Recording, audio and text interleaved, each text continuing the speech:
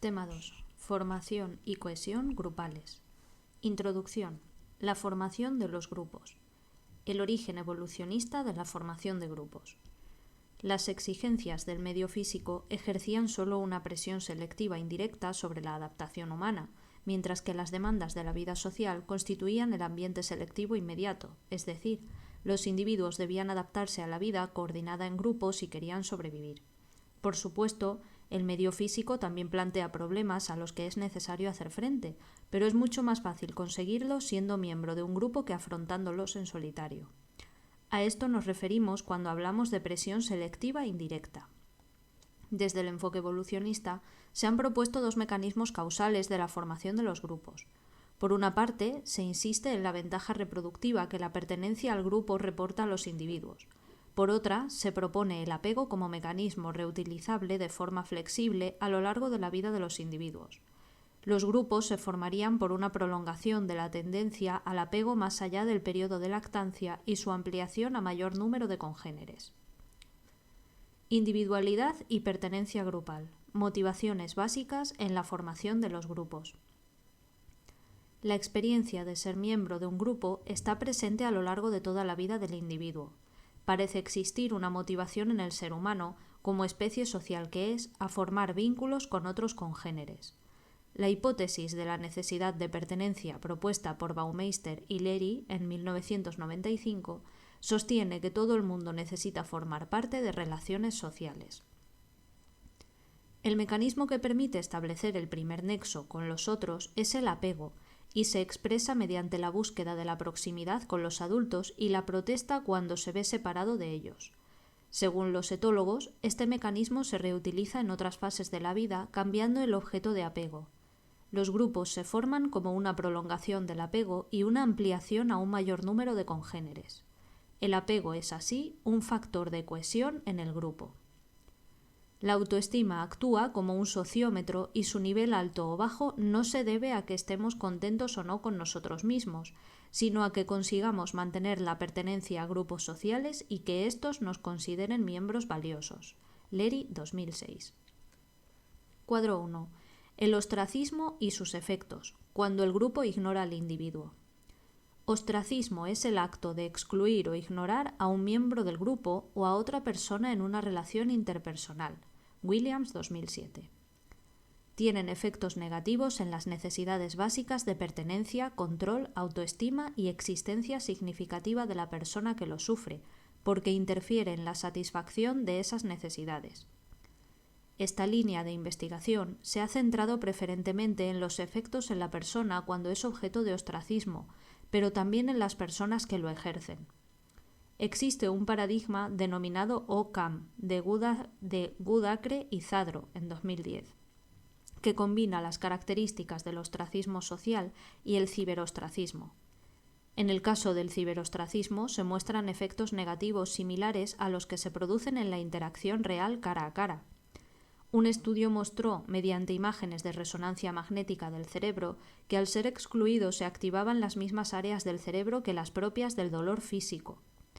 Al parecer, no es la hipersensibilidad al rechazo, sino la necesidad de pertenencia lo que modera la relación entre la exclusión social y las respuestas fisiológicas y emocionales de la persona excluida. Al haber sido objeto de ostracismo, parece estar en la base de reacciones violentas contra el grupo. Un estudio llevado a cabo en España con estudiantes de la UNED puso de manifiesto que las reacciones de las personas al ostracismo están modeladas por el tipo de vínculo que las une al grupo que las excluye. A los participantes que habían sido asignados a la condición de ostracismo se les informaba de que ninguno de los estudiantes quería chatear con ellos. Además de esto, también se midió el grado de fusión de los participantes con su grupo nacional, España. Los resultados mostraron que la unión visceral con el grupo marcaba la diferencia entre los participantes a la hora de reaccionar ante el ostracismo. Los participantes fusionados con el grupo estaban dispuestos a realizar acciones más extremas en favor de su grupo que los no fusionados, sobre todo si habían sufrido ostracismo a pesar de saber que, por mucho que hicieran, nunca serían aceptados. Las personas pueden buscar la pertenencia a ciertos grupos para conseguir una mayor distintividad con respecto al común de los mortales, como ocurre en muchos grupos minoritarios, por ejemplo, los punkis. Por otra parte, si lo que se busca es independencia, la pertenencia a un grupo grande puede ser más conveniente porque tiene las ventajas de suponer ser miembro de un grupo sin los inconvenientes, del excesivo control característico de los grupos pequeños. En este sentido, la formación de grupos no solo no es incompatible con la individualidad, en cualquiera de las dos dimensiones, distintividad o independencia, sino que muchas veces es un medio para conseguirla. Cuadro 2. La individualidad y la pertenencia grupal en otras culturas. Desde la perspectiva confucionista imperante en las sociedades asiáticas, la característica definitoria de la humanidad es la capacidad para experimentar empatía, para compartir sentimientos, y esto solo puede alcanzarse mediante la participación en un grupo. Esta visión contrasta notablemente con el énfasis en la racionalidad y el libre albedrío propio de la cultura occidental, para la que el grupo es sobre todo un medio de satisfacer necesidades o alcanzar metas individuales. La teoría de la incertidumbre e identidad, de Hogg 2007-2015, defiende que la pertenencia a grupos sirve para combatir el sentimiento de incertidumbre de los individuos acerca de quiénes son y de cómo eso se refleja en sus actitudes y conductas. Esta teoría, asociada a la perspectiva de la categorización del yo, propone que interiorizar el prototipo del grupo contribuye a la autodefinición de los individuos. La investigación en el marco de esta teoría ha mostrado que cuanto más entitativos sean los grupos, más contribuyen a reducir la incertidumbre. Condiciones necesarias para la formación de un grupo. El factor que diferencia a un grupo social de un mero agregado de individuos es la relación de interdependencia que se establece entre los miembros. Esa interdependencia percibida por los miembros, ya sea para lograr un objetivo común, satisfacer alguna necesidad o por experimentar un destino común, sería la condición necesaria para la formación de un grupo. Levin, 1948. Una vez formado, surgirían otros procesos, como la aparición de normas, atracción interpersonal, la diferenciación entre endogrupo y exogrupo, la identificación con el grupo, etc. En los años 70 surgió una postura que se oponía a este planteamiento, la teoría de la identidad social de Tajfel y Turner. Según estos autores, la interdependencia percibida no es una condición necesaria para la formación de un grupo. Basta con que se produzca una categorización, es decir, que se agrupe a una serie de individuos dentro de una categoría en función de su semejanza en algún aspecto y que ellos se perciban a sí mismos como miembros de esa categoría para que esa percepción transforme su comportamiento de individual a colectivo. Relacionada con esta controversia se encuentra la distinción entre grupos y categorías sociales. Grupos, considerados como sistemas sociales caracterizados por la interdependencia percibida entre sus miembros. Categorías sociales, definidas como conjuntos de individuos que comparten algún atributo común. Estas no podrían considerarse propiamente grupos a menos que compartan un mismo destino común. Los defensores de la categorización aclaran que el concepto de categoría social implica mucho más que un mero conjunto de individuos semejantes, puesto que supone una implicación emocional compartida por los miembros, al percibirse y definirse a sí mismos como pertenecientes a una misma categoría. Por otra parte, consideran fundamental distinguir entre procesos interpersonales y procesos grupales, reducir la formación del grupo y lo que ocurre dentro de él a procesos interpersonales como la interdependencia es caer en el individualismo. Turner, 1987. Hemos cambiado de siglo y la polémica aún no se ha resuelto. ¿Por qué y para qué se forman los grupos? Se pueden distinguir tres tipos de circunstancias que hacen que un conjunto de individuos llegue a constituir un grupo: para lograr algún objetivo, para satisfacer alguna necesidad y para que otras personas traten al individuo como semejante. Para que un grupo se forme deliberadamente, los individuos que deciden crearlo deben juzgar que por medio de él se conseguirán determinados propósitos. La función de estos grupos suele ser lograr un objetivo que no sería alcanzable individualmente o lo sería de manera menos apropiada. Ejemplo, los equipos científicos. Los psicólogos sociales han estudiado durante bastante tiempo las condiciones en que un grupo es el mejor medio para resolver problemas y han encontrado que en determinadas circunstancias la situación de grupo es más bien contraproducente. Muchos grupos surgen espontáneamente porque la gente espera obtener satisfacciones asociándose a ellos. Es el caso de los grupos informales dentro de las organizaciones, los clubes sociales o las pandillas juveniles. En los grupos espontáneos, la función suele ser la satisfacción de alguna necesidad que poseen sus miembros, ya sea mediante la interacción dentro del propio grupo o utilizando la pertenencia al grupo para obtener algún beneficio fuera de él. Por último, hay casos en los que la formación de grupo no se debe al deseo de lograr un objetivo o satisfacer necesidades, sino a que un conjunto de individuos es percibido y tratado por otros como grupo. Consiste en clasificar a las personas como grupos en función de alguna característica compartida. Son grupos formados según el sexo, la edad, la raza, la religión, la nacionalidad, etc. Al mismo tiempo que los demás perciben que una serie de individuos forman un grupo, dichos individuos se consideran a sí mismos como miembros de este grupo y su comportamiento, como el de los demás hacia ellos, vendrá determinada por esa pertenencia grupal. Es importante señalar que no es necesario que los individuos interactúen entre sí para ser miembros de este tipo de grupos. Muchas veces ni siquiera se conocen, dado que se trata de categorías sociales muy amplias. El hecho de que un grupo se forme por designación externa no excluye la posibilidad de que cumpla también las mismas funciones que los grupos espontáneos o los creados para alcanzar un objetivo, como ocurre en el caso de las reivindicaciones de los grupos minoritarios, determinados gremios profesionales o personas con algún problema físico o psicológico. Esto es debido a que esta última condición de formación grupal, la categorización, es la más general de todas y puede incluir las otras dos, espontáneos y deliberados. ¿Cómo se forman los grupos? Moreland, en 1987, define la formación de un grupo como un fenómeno continuo que implica un desplazamiento de un conjunto de personas a lo largo de una hipotética dimensión de grupalidad. Se trata de un proceso que lleva su tiempo porque implica un fortalecimiento progresivo de los lazos entre las personas que finalmente serán los miembros de ese grupo, es decir, una integración social de esos individuos. Moreland distingue 4 tipos de integración social: ambiental, conductual, afectiva y cognitiva. Integración ambiental. Cuando el ambiente ha proporcionado los recursos necesarios para que se forme el grupo. Abarca tanto el ambiente físico como el ambiente social y cultural. Ejemplo: niños que se sientan juntos en clase.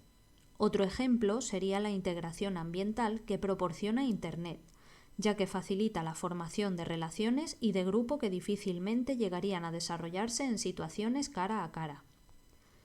Integración conductual. Cuando las personas se unen o se hacen dependientes de otras para satisfacer sus necesidades. Este tipo de integración ha llegado a ser considerada como la clave de la formación del grupo. La investigación en psicología social del desarrollo sobre cómo los niños desde muy pequeños buscan relacionarse con los demás parece avalar esa tendencia innata del ser humano a formar grupos. Festinger, 1954, afirmaba que la mayoría de los grupos pequeños se forman para facilitar la comparación social entre sus miembros, lo cual les sirve de referencia para evaluar sus capacidades y sus opiniones cuando no disponen de criterios objetivos para hacerlo. La teoría de la incertidumbre-identidad de Hogg, 2007, también se ocupa de cómo la pertenencia a grupos sirve a los individuos para reducir la incertidumbre sobre quiénes somos. Incluso cuando la propia identidad está clara, si es negativa, las personas pueden formar grupos o entrar en grupos que ya existen para mejorarla. En este caso, lo importante para la satisfacción de las necesidades no es la interdependencia de los miembros, sino la simple pertenencia grupal. Un ejemplo de esto lo encontramos en el fenómeno conocido como brillar con la gloria ajena, que consiste en hacer alarde de la asociación que nos une a un grupo ganador o prestigioso. Integración afectiva. Se refiere a que un grupo puede formarse cuando las personas desarrollan sentimientos compartidos. La experiencia psicológica del individuo es de atracción hacia los demás miembros del grupo, hacia el grupo como un todo o hacia sus objetivos. Integración cognitiva. Un grupo puede formarse cuando las personas se dan cuenta de que comparten importantes características personales, un destino común, intereses comunes o cualquier otro aspecto que les permita categorizarse como pertenecientes al mismo conjunto. No se trata de que sean semejantes, sino de que sean conscientes de esa semejanza. En este sentido, un grupo se forma cuando los individuos empiezan a pensar en sí mismos como grupo. Existen diversos factores que pueden fomentar esa consciencia de pertenencia grupal, pero todos ellos tienen en común el hacer saliente esa pertenencia como parte de la propia identidad social. Una vez revisados los distintos tipos de integridad grupal, sería importante determinar cómo interactúan unos tipos con otros. Lo más probable parece ser que la integración ambiental proporcione el potencial para la integración conductual, que llevará a su vez a la integración afectiva y a la cognitiva. Moreland, 1987. La cohesión grupal. Dentro de la psicología social se utiliza el concepto de cohesión para describir los procesos que hacen que los miembros de un grupo permanezcan unidos. La cohesión es considerada muy importante en el estudio de la dinámica grupal en los grupos pequeños. La cohesión grupal, aspectos teóricos y empíricos. Festinger, Schachter y Bach en 1950 definen la cohesión como el campo total de fuerzas que actúan sobre los miembros de un grupo para permanecer en él. Entre dichas fuerzas destacan principalmente la atracción hacia el grupo, el compromiso con la tarea y el orgullo de pertenecer al grupo. Cuadro 3. Autores precursores en el estudio de la cohesión grupal. Le Bon, obra Psicología de las masas. Para este autor, una aglomeración de seres humanos posee características nuevas y muy diferentes de las que cada uno de los individuos que la componen, formando entonces un solo ser y estando sometida a lo que denomina la ley de la unidad mental de las masas. El individuo integrado en una multitud adquiere un sentimiento de potencia invencible que le permite ceder a los instintos más primitivos. Además, en el seno de las masas se producen fenómenos como el contagio mental y la sugestibilidad, que explican la unidad, la irracionalidad y la movilidad.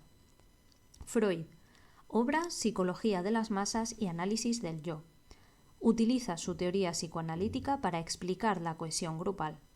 Para Freud, la esencia del alma colectiva reside en los lazos afectivos que se establecen primeramente con el líder, que se asocia con el padre, y de forma secundaria con el resto de los miembros de la masa o multitud. McDougall cree que para que la mente grupal emerja en un grupo debe darse una cierta continuidad de miembros o roles dentro del grupo y quizá lo que es más importante, debe generarse algún grado de autoconsciencia grupal. Considera que los grupos varían en autoconsciencia desde el nivel más bajo, la masa o multitud, al más alto en los grupos bien organizados. La cohesión grupal como atracción hacia el grupo.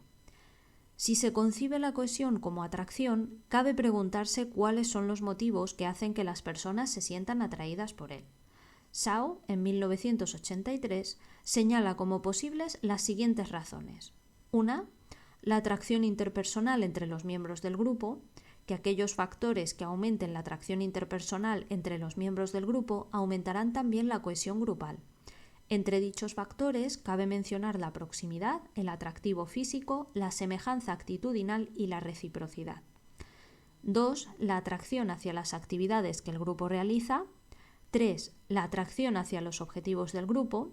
Una persona puede formar parte de una ONG porque se esté de acuerdo con sus objetivos y no ser de su agrado las actividades que se realizan para alcanzar dichos objetivos.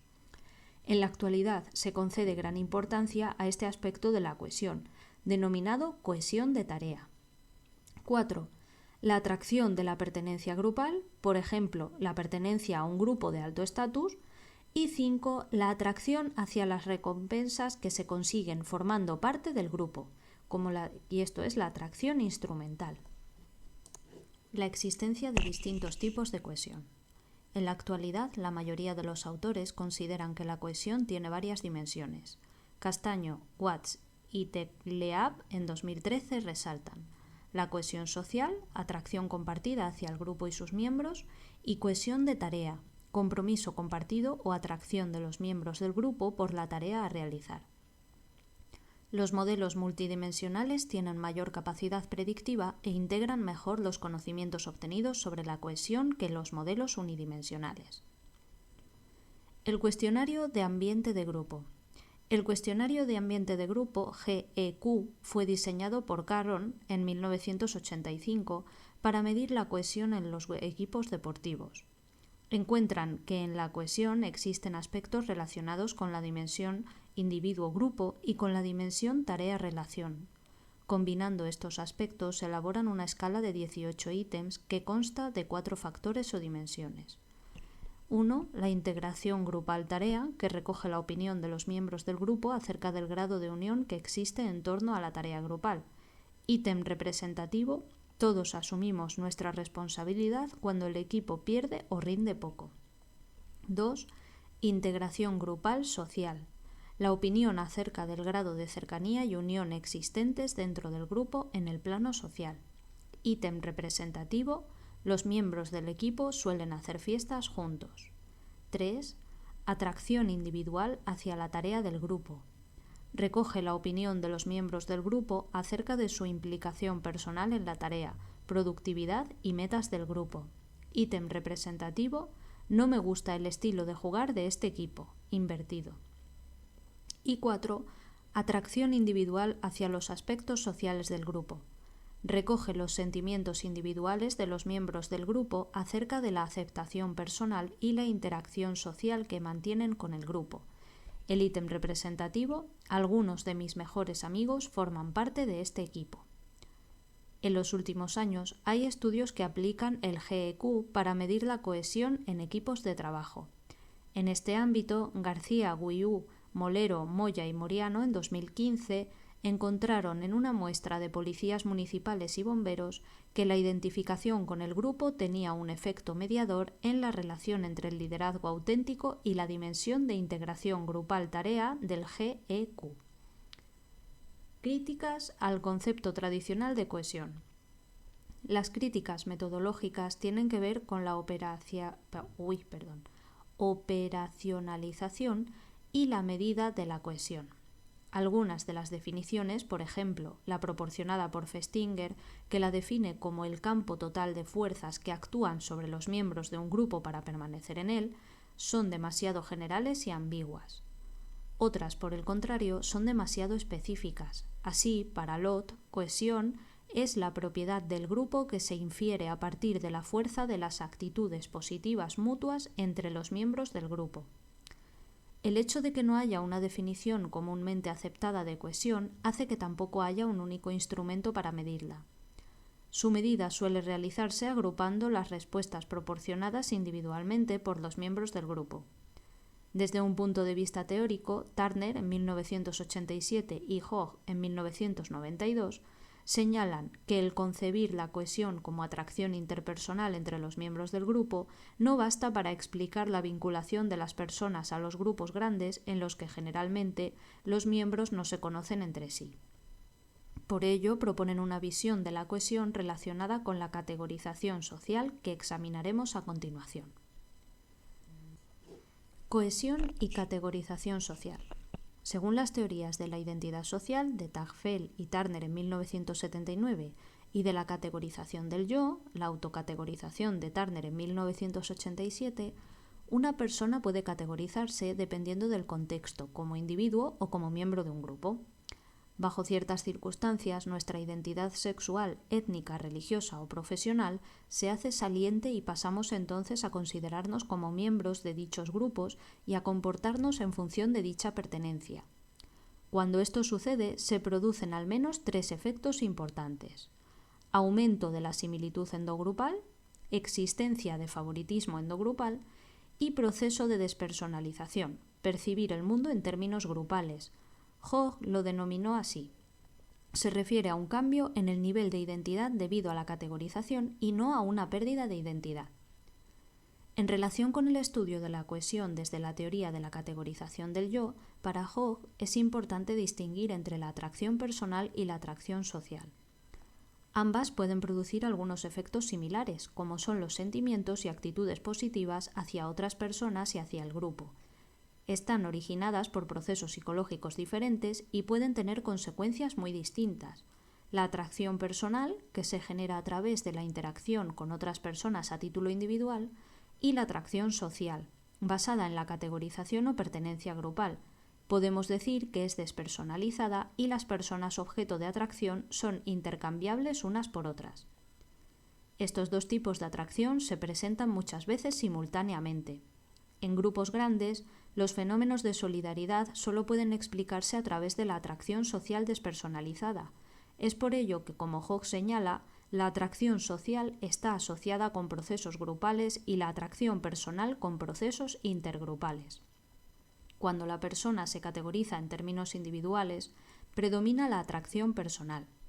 Sin embargo, en las interacciones que realizamos cuando nos categorizamos como miembros de un grupo, predomina la atracción social despersonalizada.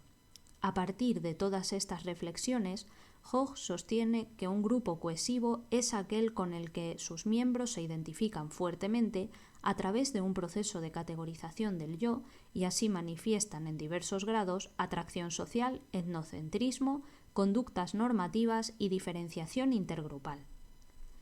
Esta manera de conceptualizar la cohesión presenta varias ventajas. No está limitada por el tamaño, dispersión o duración del grupo, tiene en cuenta el papel del contexto intergrupal en la conducta del grupo, contribuye a explicar conductas grupales tales como la conformidad, la estereotipia, la discriminación y el etnocentrismo, y se diferencia claramente entre procesos grupales y procesos interpersonales. Causas y consecuencias de la cohesión grupal. Numerosos investigadores han tratado de determinar, por un lado, qué variables influyen sobre la cohesión grupal y, por otro, cuáles son los efectos de la cohesión sobre un conjunto de fenómenos grupales importantes. En el primer caso, estaríamos considerando la cohesión como variable dependiente, el efecto, y en el segundo caso como variable independiente, la causa. Sin embargo, en muchas ocasiones no pueden establecerse relaciones de causalidad, sino simplemente señalar la existencia de una relación entre la cohesión y el resto de variables estudiadas. Variables antecedentes de la cohesión grupal. En general, todos aquellos factores que incrementan la atracción interpersonal entre los miembros del grupo tienden también a incrementar la cohesión grupal. Entre dichos factores cabe mencionar la proximidad e interacción entre los miembros del grupo, la realización de tareas cooperativas y la semejanza de rasgos de personalidad y actitudes. Con respecto a los efectos que el éxito o el fracaso del grupo tienen sobre la cohesión, los resultados no son concluyentes. El fracaso no siempre disminuye la cohesión, en algunos casos la aumenta. Desde este punto de vista, cualquier circunstancia que aumente la fuerza de la categorización social, como por ejemplo una amenaza externa o la competición con otros grupos, producirá un incremento en la cohesión grupal con independencia de los resultados obtenidos por el grupo. Consecuencias de la cohesión grupal. Existen numerosos estudios que tratan de explorar la relación entre cohesión y rendimiento en diferentes clases de grupos. Metaanálisis de Mullen y Cooper, 1994. Analizan las relaciones entre cohesión y rendimiento obtenidas en una muestra de 49 trabajos empíricos. Distinguen entre aquellos estudios que tienen carácter correlacional y los que tienen carácter experimental. A partir de esta división, tratan de averiguar la relación entre diversos aspectos de la cohesión social, cohesión de tarea y orgullo grupal, y el rendimiento, teniendo en cuenta la posible influencia de tres variables mediadoras, que serían la interacción existente entre los miembros del grupo, el tamaño del grupo y, en el caso de los estudios correlacionales, el carácter real o artificial del grupo. Los resultados demuestran que existe una relación significativa entre cohesión y rendimiento grupal. Dicha relación es mayor en los estudios correlacionales que en los experimentales, en grupos pequeños que en los grupos grandes y en los grupos reales que en los creados artificialmente. De los tres componentes de la cohesión analizados, el que más se relaciona con el rendimiento es la cohesión con la tarea. Metaanálisis de Gully, Devine y Whitney en 1995. Teniendo en cuenta 46 estudios empíricos, se encuentra que el tipo de tarea constituyó una importante variable mediadora en la relación entre cohesión y rendimiento. La relación es mayor en tareas en las que se requiere interdependencia entre los miembros del grupo. Metaanálisis de Beal, Cohen, Burke y McClendon en 2003. Revisaron 64 artículos. Encontraron que existía una mayor relación entre cohesión y rendimiento cuando el rendimiento se consideraba como conducta, esfuerzo para conseguir la meta, que cuando se consideraba como resultado, consecución real de la meta. Asimismo, la relación entre cohesión y rendimiento es mayor en la medida en que la actividad a realizar requiere una mayor colaboración entre los miembros del grupo. Metaanálisis de Castaño, 2013. Análisis que incorpora 132 estudios. Encontraron que tanto la cohesión social como la cohesión de tarea estaban relacionadas de forma similar con el rendimiento del grupo. La única excepción es que la cohesión de tarea estaba más relacionada con el rendimiento en los grupos de trabajo que en los equipos deportivos. Metaanálisis de Matthew, Kullenberg, Inocenzo y Reilly, 2015. Metaanálisis a través de 17 estudios longitudinales. Se encuentra que la cohesión y el rendimiento se relacionan recíprocamente a lo largo del tiempo. La relación cohesión-rendimiento es mayor que la relación rendimiento-cohesión.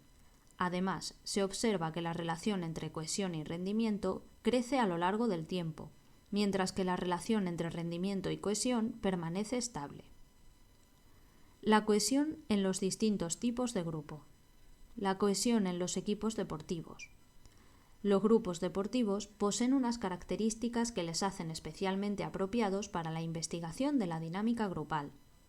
En general, las relaciones entre cohesión y rendimiento encontradas en equipos deportivos no difieren demasiado de las obtenidas en el metaanálisis de Mullen y Cooper de 1994. Weinberg y Gould, en 1996, resumen dichas relaciones como sigue. Relaciones positivas entre la cohesión y el rendimiento en tareas interactivas, como equipos de fútbol, baloncesto, etc. En tareas de acción paralela, como bolos, tiro, remo, etc., en general no se observan relaciones o estas son negativas. La cohesión de tarea tiene una relación positiva mayor con el rendimiento que la cohesión social. Y la relación entre cohesión y rendimiento es circular, de modo que el éxito de un determinado equipo aumenta la cohesión, lo que a su vez aumenta el rendimiento. Un metaanálisis posterior de Carron, Coleman, Weller y Stevens en 2002 confirma la relación positiva entre la cohesión, tanto social como de tarea, y el rendimiento en los equipos deportivos, encontrando que dicha relación es mayor en los equipos femeninos que en los masculinos. Finalmente, otro metaanálisis en 2014 de Philo, Dobersek, Gersgoren, Becker y Tenenbaum encontró una relación positiva entre cohesión y rendimiento que fue mayor para la cohesión de tarea que para la cohesión social. Asimismo, la relación encontrada fue mayor entre atletas o equipos de aficionados que entre deportistas profesionales, y cuando se tomaban medidas subjetivas del rendimiento, opinión acerca del rendimiento, que objetivas, que los resultados reales. Cohesión en ámbitos militares. Manning, 1991, diferencia entre moral, que es el estado mental, emocional y espiritual de un determinado individuo, cohesión, los vínculos existentes entre los miembros de la unidad, y espíritu de cuerpo, vínculos existentes entre las unidades y la organización militar en su conjunto. Se supone que la cohesión mejora la moral de la tropa y que la cohesión vertical, la unión con el líder del grupo, sirve para articular la cohesión existente en las unidades pequeñas con el sentimiento de pertenencia al ejército como un todo, el espíritu de cuerpo. Oliver, Harman, Hoover, Hayes y Pandy, en 1999, realizaron un metaanálisis que recogía los resultados de 40 estudios realizados con personal militar. Los resultados demuestran que existe relación entre la cohesión grupal y la satisfacción de los soldados. Asimismo, se encontró una sólida asociación entre cohesión y rendimiento. siendo dicha relación mayor con el rendimiento grupal que con el individual. Por su parte, el estudio de Aronson y Cameron de 2017, realizado con 447 militares canadienses, encontró que la cohesión relacionada con la tarea predecía la satisfacción con el trabajo, mientras que la cohesión relacionada con la atracción hacia el grupo estaba inversamente relacionada con el malestar psicológico. En una investigación realizada en España por García Agullú, Moya, Molero y Moriano en 2016, con 243 soldados de 51 unidades diferentes, encontraron que la cohesión de tarea estaba relacionada con el liderazgo transformacional y con la identificación y la potencia del grupo, la creencia compartida por los miembros del grupo acerca de que el grupo puede ser eficaz. La cohesión en los grupos terapéuticos. Budman, Salt, Denby, Davis y Merry, en 1993, utilizando metodología observacional, encontraron que las conductas relacionadas con la cohesión variaban según la fase en la que se encontraba el grupo terapéutico, que estaba limitado a 15 sesiones. Así, por ejemplo, durante la primera fase, la relación entre el número de intervenciones de diferentes pacientes y la cohesión era positiva. La relación aumentaba durante la fase intermedia y, sin embargo, se tornaba no significativa en la fase final. La vinculación de los miembros con el grupo puede pasar por diferentes fases a lo largo del tiempo y, por tanto, la cohesión ha de ser contemplada y estudiada como un proceso dinámico. Burlingame, McClendon y Alonso, en 2011, revisaron 30 estudios empíricos y encontraron que la cohesión en el grupo terapéutico está positivamente relacionada con la reducción de síntomas y con la mejora de las relaciones interpersonales. Además, la relación entre cohesión y resultados positivos era más fuerte en grupos que duraban más de 12 sesiones, que estaban compuestos por entre 5 y 9 miembros, y en los grupos cuyos miembros eran jóvenes. La cohesión en los equipos de trabajo. Los experimentos de Hawthorne realizados a finales de los años 20 fueron diseñados en principio para medir el impacto de las condiciones laborales sobre el rendimiento de los trabajadores. Sin embargo, se observó que los trabajadores desarrollaban una fuerte identidad grupal que daba lugar a la creación de normas grupales específicas que influían en la conducta laboral en mucha mayor medida que las condiciones objetivas, como la iluminación o la manera de distribuir el tiempo de descanso. De esta forma, cuando existe una norma grupal de alto rendimiento, la cohesión está relacionada de forma positiva con la eficacia del grupo. Por el contrario, cuando la normal predominante es de bajo rendimiento, la cohesión grupal disminuye la eficacia. Un estudio realizado por Newcomb en 1954 confirma este hecho. El grupo objeto de investigación tenía establecida una norma de producción de 50 unidades al día. Sin embargo, una trabajadora en particular quería realizar una producción mayor. Rápidamente fue convencida por el resto de trabajadoras para que se acomodara a la normal del grupo, lo cual hizo que su producción bajase incluso por debajo de esas 50 unidades. No obstante, cuando la trabajadora fue cambiada a otro grupo con normas distintas, su producción rápidamente aumentó. Estos resultados confirman que el aspecto de la cohesión más relacionado con el rendimiento era el compromiso con la tarea. En la cohesión basada en la tarea es más probable que se produzcan normas grupales que faciliten una mayor eficacia. Conviene resaltar que el hecho de que la cohesión esté basada en las relaciones interpersonales no tiene por qué conducir necesariamente a una disminución del rendimiento. Eso sucede solamente cuando la normal del grupo cohesionado va en contra de la norma general de la organización. Y hasta aquí el tema 2. Nos vemos en el siguiente vídeo.